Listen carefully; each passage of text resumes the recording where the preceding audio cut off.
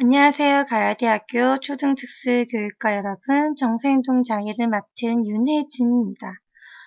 이제 벌써 우리가 6주차 이제 3교시 이제 수업에 들어서는데요. 여러분들 앉아서 이렇게 영상으로 듣는 것도 많이 집중을 해야 돼서 피곤하시죠? 한번 스트레칭을 하고 나서 또 수업에 집중해서 한번 시작을 해보도록 하겠습니다. 시작할게요.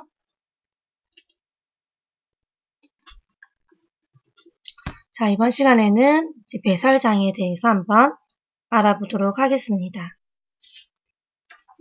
자, 우리 배설장애라고 하면 배설에 대한 이제 정의부터 저희가 알아야 되는데요. 이제 그 부분부터 한번 같이 살펴보도록 하겠습니다.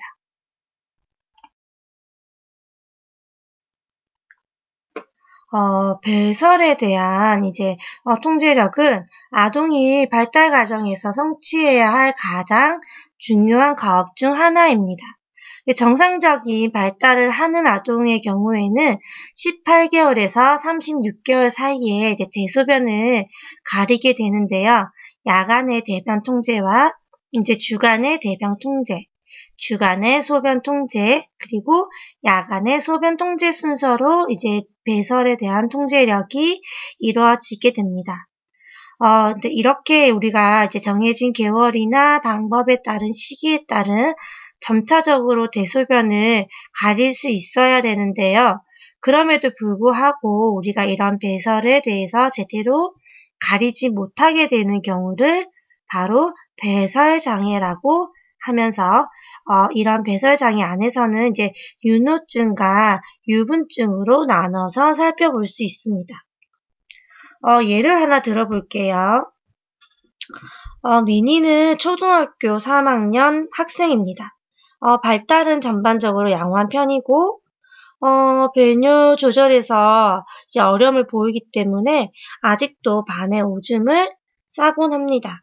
이제 초등학교 입학하기 전에는 2에서 3회 정도 오줌을 쌌는데, 이제 3학년쯤부터는 주 4에서 5회 정도의 빈도를 보이고 있습니다. 미니는 성격이 소극적이지만 장난스럽고 어려서부터 다소 산만하다는 지적과 함께 부모님께 좀 자주 꾸지람을 들어왔고요.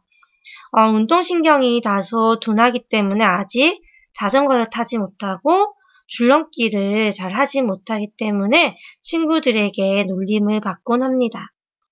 그래서 이제 어머니는 미니에게 예체능뿐만 아니라 이제 운동신경을 발달하기 위해서 수영이나 정말 태권도 등도 많이 시키고 있는데요.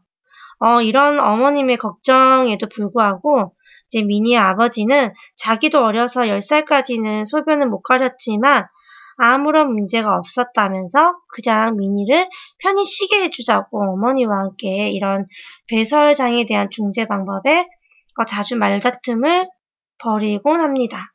그럼 지금 제가 말한 사례에서 초등학교 3학년인데 주 5회에 밤에 밤에 오줌을 싼다라고 하면 이게 정상적인 아동의 발달과 맞을까요? 조금 정상적인 발달이랑은 좀 맞지 않다라고 볼 수 있겠죠. 그렇기 때문에 이렇게 아동에게 이제 배설장애에도 여러 가지 유형이 있기 때문에 이런 부분을 오늘 여러분들과 함께 알아보도록 하겠습니다. 먼저 우리 책에는 잘 나와 있지 않지만 한번 이런 배설장애 아동들이 나타나는 출연율을 한번 볼 수가 있는데요. 보통 5세로 봤을 때 남아와 여아 중에서 남아가 조금 더 윤효증을 많이 보이고 10세가 되면서는 남아와 여아의 비율이 3%, 2% 정도의 퍼센트가 줄고 이제 청소년기 들면 더 1% 미만으로 줄어든다라고 나오고 있습니다. 이렇게 이제 연령이 증가하면서 출연율이 많이 감소하고 있는데 여아보다는 남아에게서 조금 더 1.5에서 한 2배 정도 더 많이 나타나고 있고, 주간보다는 야간에, 이제 야간적인 유뇨나 유변증이 훨씬 더 많이 나타나고 있어요. 이렇게 유분이나 유변주 출연율 자체가 보면, 여아보다는 남아에게. 그리고 연령이 증가할수록 출연율은 감소하기 때문에 다시 출연율을 비교해보면 여아보다는 남아가 3, 4배 정도 더 많은 것으로 추정이 되고 있어요. 그러면 왜 유뇨증과 유분증이 나타날까요? 원인이 있어야 된다, 그죠? 그죠? 유뇨증과 유분증의 원인이 여러 가지 요인들이 거론되고 있지만 아직 결정적인 요인으로 밝혀진 것은 아직 없습니다.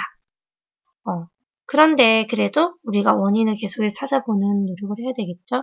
그래서 우리가 유뇨증과 유분증의 생물학적인 위험 요인과 이제 심리학적인 여러 가지 요인으로 나눠서 한번 원인을 찾아보면 유뇨증은 이제 유전적 영향이 있는 것으로 보여요. 이제 유뇨증의 이제 가족력을 살펴보았을 때에 친척 가운데의 상당수가 같은 문제를 나타내고 이제 일란성 쌍생아에 비해서 일란성 쌍생아가 같이 유뇨증 발병 일치율이 더 높은 것으로 보고가 되고 있어요. 그리고 이제 이런 요인을 살펴봤을 때 유뇨증 아동의 기능적인 이제 방광용적의 감소를 가족적으로 다 이제 보인다는 거겠죠? 이게 해부학적으로 유뇨증 아동의 방광이 작다 이런 게 아니고요. 이제 소변이 최대로 채워지기 전에 수축해버리는 경향이 나타난다라고 이제 보는 거예요. 그리고 이제 야뇨증이 있는 아동들의 경우에는 이제 항이뇨 호르몬이라고 해서 ADH예요. 이 ADH 분비량이 적을 수 있다는 거죠. 야간에는 이 ADH 양이 증가해야지 이제 밤에 자면서 우리가 소변을 참을 수가 있는데 이 분비량이 작기 때문에 또 밤에 소변을 참지 못해서 그냥 소변을 봐버리는 그런 원인이 된다라고도 지금 살펴보고 있어요. 그리고 유분증 같은 경우에는 이제 배변과 관련된 생리적인 기제 기능이 제대로 이제 발달하지 못하는 그런 가능성이 있다는 거예요. 이거를 다르게 말을 했을 때 어떻게 할 수가 있냐면, 이제 배변을 우리가 하고자 할 때에 직장 이제 벽의 긴장도가 왜 증가를 하고 또 항문의 내부나 외부의 관략근이 완화가 돼서 이제 배변을 하는 게 정상적인 배변인데, 이제 이렇게 유분증을 가진 아동들이 항문의 이제 외부 관략근의 수축이나 활성도가 이제 비정상적인 경우가 있다는 겁니다. 그러면 우리가 심리 사회적으로 또 어떤 요인이 있는지 한번 관련된 것을 찾아본다면, 우리가 이제 18개월, 보통 이제 돌이 지나 18개월 정도가 되면 아이들이 이제, 배뇨 훈련을 이제 하기 시작해요. 이제 기저귀를 떼고, 스스로 이제 대소변을 가리기 위한 훈련을 시작하게 되는데, 이제 이럴 때 이런 배변 훈련이 지나치게 일찍 시작이 된다든지, 아니면 아이는 아직까지 이런 걸 의사를 표현할 만큼의 이제 의사소통할 준비가 되어져 있지 않은데 이제 일방적으로 부모가 나 무조건 이제 오늘 우리 아이 기저귀를 이제 떼야겠어라는 마음으로 이제 강제적으로 아이를 이제 일방적으로 이제 배뇨에 대한 학습을 시작을 하고 통제를 하게 됐을 때에 이제 그 아동이 유아가 제대로 그런 배변 훈련을 학습하지 못했을 수가 있다는 거죠.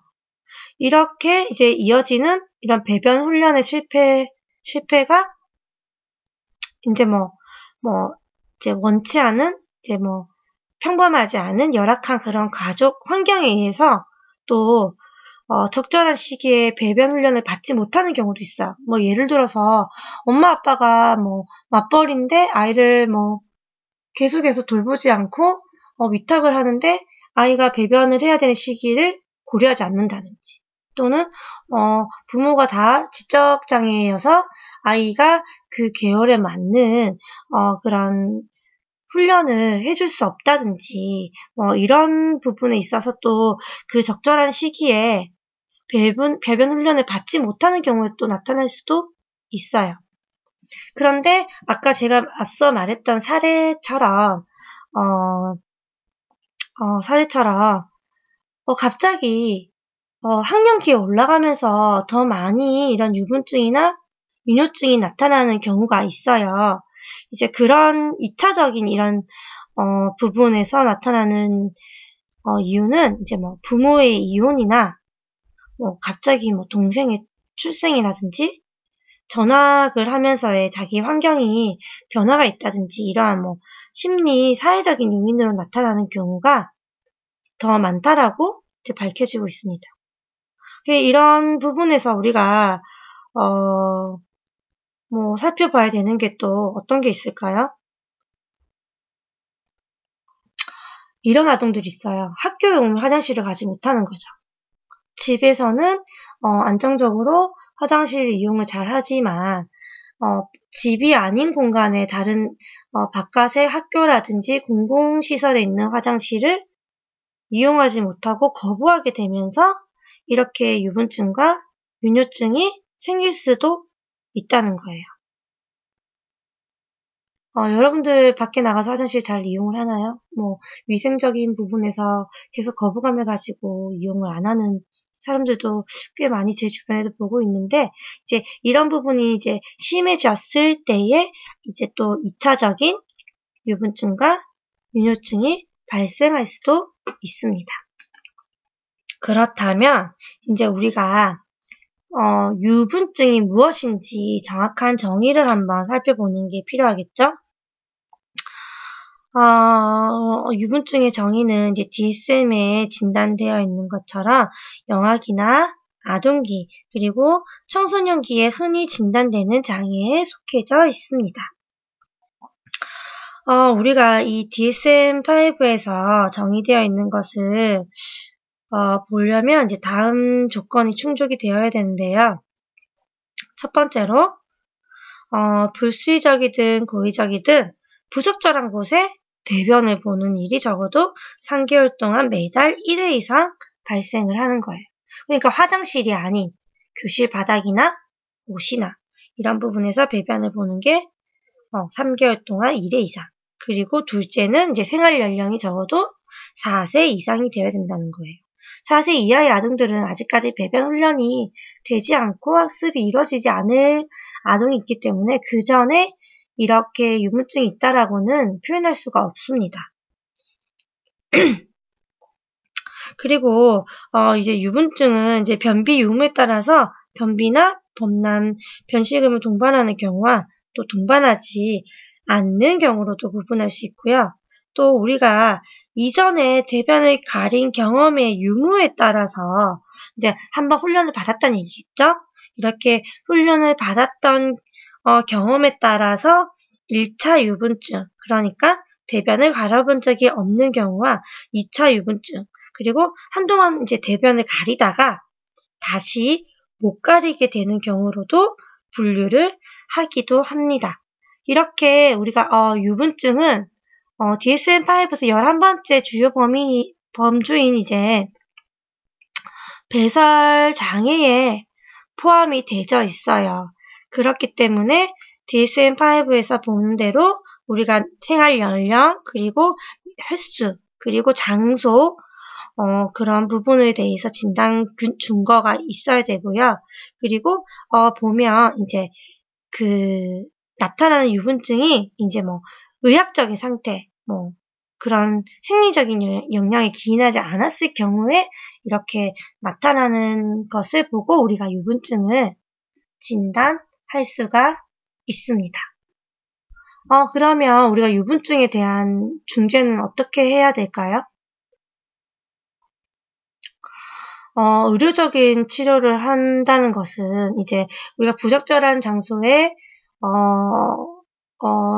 불특정하게 지금 배변을 본다는 거잖아요. 그렇기 때문에 보통 이렇게 유분증 있는 아동의 엄마들이 학교 보낼 때 미리 관장을 해서 보내는 경우가 되게 많아요. 이제 학교에 이제 아이가 이렇게 대변을 봤을 때에 바로바로 처치를 하는 부분이 어렵기 때문에 이제 미리미리 이제 관장을 해서 아이가 아동이 아무 곳에서나 부적절한 장소에 이제 대변을 보지 않게끔 하는 경우도 많은데요. 이거는 뭐 학교로 오기 위해서 하는 것보다는 이제 아이에게 뭐 이제 설사나 관장약을 사용해서 이제 그 대변의 횟수나 장소를 정해줄 수가 있잖아요. 이제 관장을 하게 되면 바로 시작을 해야 되니까. 그렇기 때문에 이제 아이에게 규칙적으로 이제 이런 장소를 알려줄 수가 있고, 장 운동도 이게 우리가 지금 항문이나 이런 여러 가지 장 운동에서 이제 문제가 돼서 유분증이 생길 수 있다라고 제가 앞에 말씀을 드렸기 때문에 이제 이런 약을 통해서 이제 설사를 줄이고 이제 규칙적인 이제 장 운동을 유도해서 이제 안정적으로 적절한 장소에서 대변을 볼 수 있게끔 만드는 게 바로 의료적인 치료고요. 행동적인 치료는 사실 이런 부분은 의료적인 절차를 같이 병행하지 않으면 내가 지금 장이 안 좋은데 내가 항문에 지금 사용하는 부분에 있어서 불편한데 내가 행동적으로 계속 알려준다고 해서 아이가 유분증이 사라지지는 않겠죠. 그렇기 때문에 이제 이런 의료적인 절차와 함께 이제 행동적으로 우리가 적절한 장소에 대한 부분과 그리고 이제 대변을 보고 싶을 때에 의사 표현을 할 수 있는 방법과 이런 부분에 있어서 그리고 뭐 또 수치심을 가지고 말을 못하거나 부끄러움으로 표현을 못하는 아동들이 있을 수 있어요. 그렇기 때문에 그런 부분을 이제 의료적인 절차와 함께 병행해서 사용을 해야지만 이제 긍정적으로 행동적 치료가 이루어질 수 있습니다. 그러면 이제 윤효증을 한번 살펴볼 텐데요. 윤효증은 미국 정신의학회에서 발행하는 우리가 DSM이라고 하죠. DSM의 진단 준거가 가장 이제 널리 사용되고 있는 게 바로 윤효증의 정의예요. 윤효증은 이제 뭐 영아기와 아동기 그리고 이것도 청소년기에 흔히 진단되는 장애에 속해져 있고요. 이제 보면 이제 뭐 불수의적이든지 고의적이든지 침구나 옷에 또는 뭐 그냥 바닥에 소변을 보는 일이 3개월 동안 주 2회 이상 발생한다는 것. 그리고 이것은 생활 연령이 5세 이상이에요. 그렇다면 여러분 유분증과 윤효증 중에서 아이들이 제일 먼저 가릴 수 있는 게 윤효증일까요? 배변일까요? 소변일까요? 배변이겠죠? 배변이 아무래도 활동하는 횟수가 현저히 작기 때문에 아이들이 먼저 배변부터 훈련을 받고 그 다음에 이제 훈련을 받는 게 바로 소변이에요. 그래서 생활 연령이 이제 5세 이상이라는 것은 야간에 아이들이 훈련을 받는 게 좀 많이 힘들기 때문에 5세 이상이에요. 윤효증은 이제 윤효증이 나타나는 시간에 따라서 또 다시 한 번 더 분류를 해볼 수 있는데 이제 야간형으로 야뇨증, 주간형 그리고 주야간형으로 구분을 할 수 있어요. 이제 밤에만 자는 수면에 있는 동안에 가리지 못하는 야간형 그리고 주간형은 밤에는 잘 가려요. 잠이 들었을 때는 소변을 따로 배출하지 않지만 이제 깨어서 활동하는 동안에 이제 소변 배출이 어려운 경우가 있다는 거죠. 이제 그게 바로 주간형이고요. 그리고 이제 이 낮과 밤에 상관없이 이제 아이가 윤효증이 나타나는 경우에는 바로 주야간형으로 볼 수가 있습니다. 근데 여기서 우리 진단 규칙에서 또 이제 하고 있는 게 뭐냐면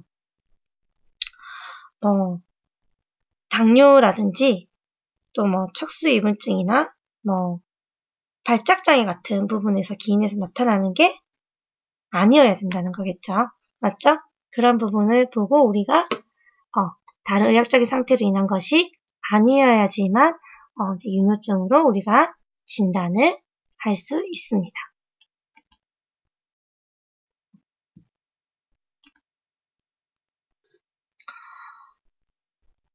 그러면 이 윤효증은 우리가 어떻게 중재를 해야 될까요? 행동치료, 중재 방법은 행동치료가 있고, 우리가 생물학적인 중재가 있어요. 그래서, 행동치료는 이제 우리가 교사나 이제 그런 치료 전문가가 해야 되는 것이고, 이제 생물학적 중재는 이제 약물치료가 포함이 되어 있는데, 먼저 우리가 가볍게 약물치료적인 생물학적인 중재를 한번, 살펴보면, 이제, 윤효증을 위해서 이제 사용되는 약물이 있어요. 이것은 이제 뭐 항인연 호르몬의 분비를 증가시키는 데스모프레신이라는 이제 그런 약물이 있고요. 그리고 또 방광 주변의 근육을 이완시켜주는 이미프라인이라는 약물이 있어요. 이 두 가지 데스모프레신과 이제 이미프라민이 이 약물이 이제 효과가 있다. 그렇게 있지만 두 가지는 효과가 이제 비슷해요. 그런데 이제 그렇다, 죄송합니다.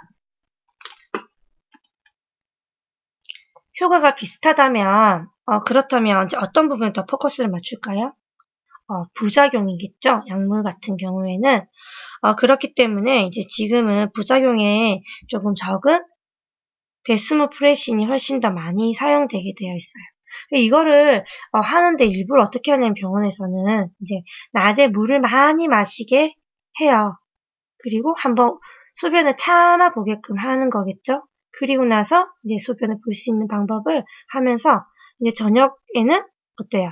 최대한의 수분 섭취를 줄이고 또 우리가 이뇨작용이 있는 음식, 초콜릿이라든지 뭐 아이스크림이라든지 이런 것은 이제 피하게 하는 거죠.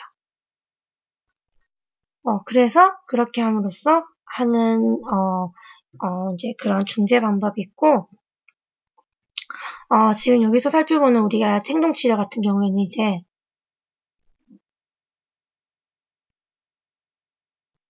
이거는 이제 그 앞서 제가 말했던 약물치료는 조금 다르죠. 잠자리 들기 전에 아동에게 음료수를 주고 이제 옆에서 소변 경보기를 설치를 한 다음에 이제 아이가 잠자리 누워서 50까지 센 다음에 이제 화장실을 미리 한번 가보는 거예요. 그래 가서 아이가 소변을 볼 수 있는지 그것을 계속해서 하는 거죠. 그리고 우리가 너는 화장실을 잘 갈 수 있어. 그리고 조금 더 참을 수 있어. 라는 것을 격려를 하면서 이거는 첫 시작할 때 많이 하는데 잠들어 있을 때 아동을 이제 규칙적으로 깨우는 거예요. 깨워서 이제 아동이 소변을 보고 다시 잘 수 있게끔 이렇게 시간적으로 이제 밤에 이건 야간 같은 경우인데 아동을 깨워서 이제 소변을 보게끔 하는 치료가 있고요. 그리고 이제 아이가 스스로 이제 소변을 보기 시작했다면 그러면 이제 어때요? 아동이 부모를 깨울 수 있는 경보기를 작동을 시키게끔 하는 거죠. 제일 중요한 건 강화예요, 강화. 아동이 이제 소변을 성공했다는 건 그 대소변이라는 이런 기능을 성공을 한 거잖아요. 그죠? 그렇기 때문에 거기에 따른 이제 언어적인 칭찬과 아동이 원하는 사회적인 강화를 함께 사용을 하는 게 좋다는 거죠. 그러니까 아동이 좋아하는 TV를 몇 분 이상 시청하게 해준다든지, 언어적으로 칭찬한다든지, 여러 가지 아동이 원하는 강화에 대한 보상을 제공을 함으로써 이제 자신감을 찾을 수 있게끔 해주는 게 행동치료의 한 가지 방법입니다. 지금 우리 책에는 이제 이미프라민을 많이 사용하고 있다고 했는데, 지금은 그렇지가 않아요. 우리 책에서 나왔던 내용보다는, 이제 의학적으로 지금 나와 있는 논문이나 여러 가지 부분에서 제가 찾아보니까 이제 이미프라민보다는, 데스모프레신은 훨씬 더 많이 사용을 하고 있어요. 이게 훨씬 더 뭐라고요? 부작용이 작기 때문에 사용을 하고 있어요. 그리고 우리가 보는 부분은 이제 심리적인 중재죠. 가장 중요한 게 어떤 걸까요? 아동의 마음이 편해야 하는 거예요. 그러니까 우리가 아동을 야단치거나 모욕감, 뭐 대소변을 가리지 못한다고 해서 모욕감을 주지 않는 게 가장 중요한 거죠. 그리고 아동이 자신감을 키워서 이제 스스로가 기저귀를 하지 않게끔, 그리고 부모 입장에서도 아이에게 기저귀를 채우지 않는 것이 좋겠죠? 그리고 어때요? 또 뭐 소변을 가렸을 때 적절한 보상을 이제 해줄 수 있는 그런 행동 수정 기법을 함께 사용하면 훨씬 더 효과적이라는 거예요. 우리가 이제 심리적인 갈등으로, 이제 불안으로 우리가 유뇨증이 이제 발병하는 경우에는 제일 중요한 것은 그 아이의 심리적인 불안 요소를 이제 없애주는 게 가장 중요한 이제 치료 방법 중 하나예요. 그래서 이제 우리가 뭐 놀이치료나 아이를 거울 보기 같이 이제 할 때에 이제 아이가 불안을 갖는 요소가 가족 구성원인지 사회적인 요인인지 어떤 부분인지를 함께 해서 그 유뇨증을 가진 아동뿐만 아니라 이제 그 아동의 가족 구성원들까지 함께하는 가족 치료 기법이 적용되는 게 심리치료에서는 이제 되게 효과적인 방법의 치료로 될 수가 있고요.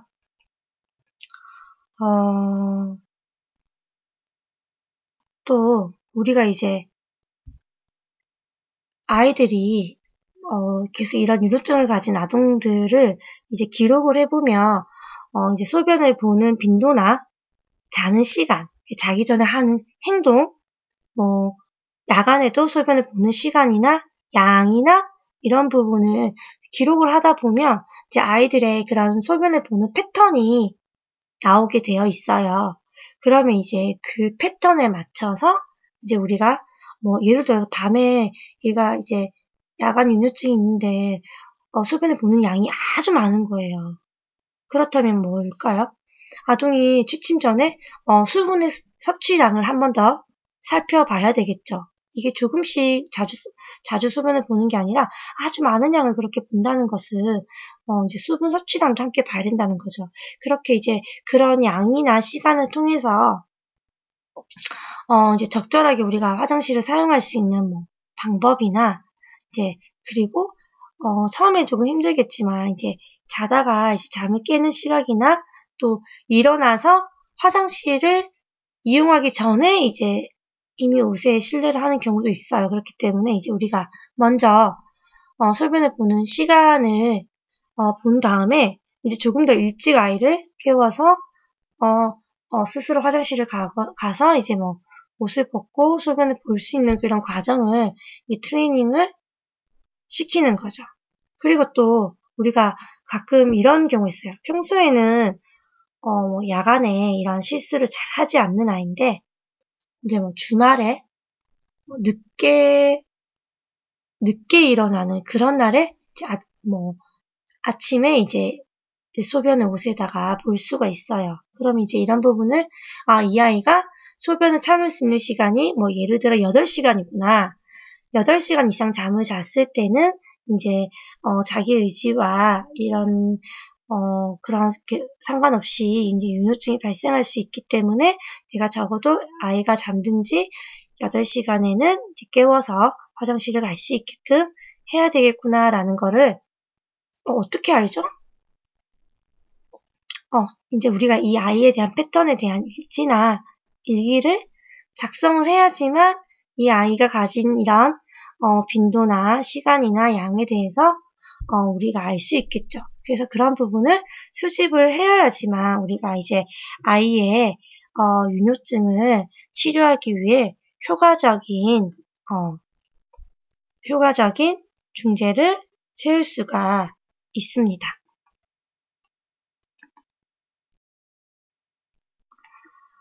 이제 배설장애 치료 시 유의할 점인데요. 어때요? 이게 우리 치료 과정 중에서 이제 의사소통에 어려움으로 발생하는 이제 분열점을 행동을 우리 위해서는 이제 대안적인 의사소통 체계가 개발이 되어야 되고요. 제일 중요한 건 아동이 스스로 이제 이런 배설 장애를 스스로 이제 수행하고 싶어하는 마음을 갖게 하는 게 가장 중요해요. 그래서 아동에게 이제 자신감을 부여하고 스스로 소변과 대변을 가릴 수 있게끔 하고 싶게 만드는 것이 이제 가장 중요한 부분이겠죠.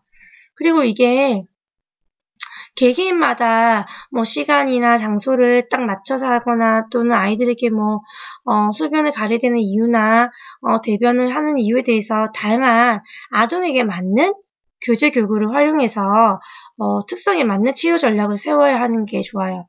예를 들어서 아이가 발화가 잘 안 되는 아이가 있어요. 조음 장애가 있어서. 근데 그런 아이에게 화장실 가고 싶으면 화장실이라고 말해라고 선생님이 가르치며 이 아이는 화장실을 말을 할 수가 없단 말이에요. 그러면 이 아이에게 맞는 전략일까요? 아니죠. 그러면 아이에게 팩스를 손으로 떼서 선생님한테 주면 얘가 지금 화장실이 가고 싶구나 이렇게 표현할 수 있고, 그게 아니면 또 뭐가 있죠? 우리가 사용하는 게 AAC가 있죠. 그렇게 의사소통 기구라든지 아니면 제스처를 통해서 아동이 욕구에 맞춰서 우리가 할 수 있게끔 전략을 세워야 되고요. 그리고 우리가 배설 장애 아이들은 자신의 소변과 대변에 이제 집착을 하고 만지고 이렇게 하는 경우도 많아요. 그런 부분에 있어서 아동에게 이제 화장실 이렇게 배설을 하면서 느낄 수 있는 흥미나 이런 방법을 찾아서 해주는 것도 되게 효과적인 방법이에요. 그런데 또 우리가 간과하고 있는 게, 제가 오늘 딱 하루 만에 아이의 소변을 다 마스터하겠습니다. 이거 되게 어려운 거예요. 그죠?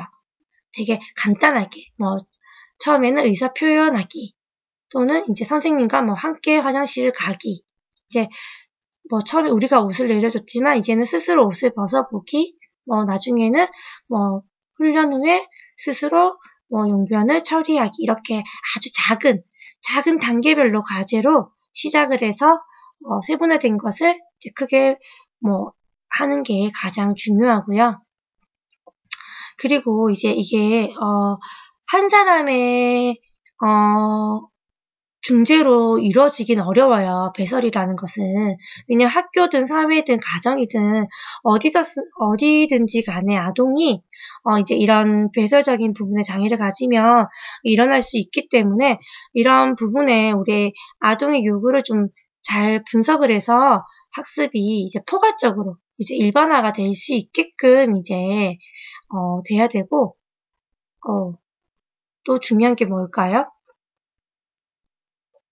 조급하면 안 된다는 거죠. 이제 하나씩 우리가 지도 단계를 이제 설정을 하고 이제 나아갈 때에 어때요? 적절히 시행 간격을 여유를 가지고 아이가 충분히 마스터를 하고 다음 단계로 넘어갈 수 있게끔 시간적 여유를 가질 수 있어야 된다는 거예요. 이렇게 아동의 신체적으로 나타나는 장애는 학교나 의학적인 데서만 중재를 하기가 어렵기 때문에 부모와 병원과 사회와 학교가 항상 협력적으로 이제 하여서 이제 일반화가 될 수 있게끔 치료를 할 수 있도록 노력을 해야 됩니다. 자, 우리 오늘 배설장애까지 한번 살펴보았는데요. 사실 배설장애는 우리가 보이는 이제 당장 눈에 딱 보이는 장애라서 되게 당황할 때가 많아요. 근데 그럴 때 아이들에게 우리가 당황하는 모습을 보여주기보다는 아이가 스스로도 배변 장애를 가진 아동들이 스스로 배변을 보든지 소변을 보든지 한 순간 되게 불안한 것을 많이 보이거든요. 그랬을 때 우리는 이제 특수교사로서 그런 아이의 같은 불안을 보이는 게 아니라 충분히 이럴 수도 있지만 선생님이랑 같이 한번 우리 또 노력해서 고쳐보자라는 아이에게 불안감에 대한 안정감을 제공할 수 있도록 하는 게 가장 중요한 방법인 것 같습니다. 자, 그러면 이것으로 우리 3교시 배설장애를 마치도록 하겠습니다. 감사합니다.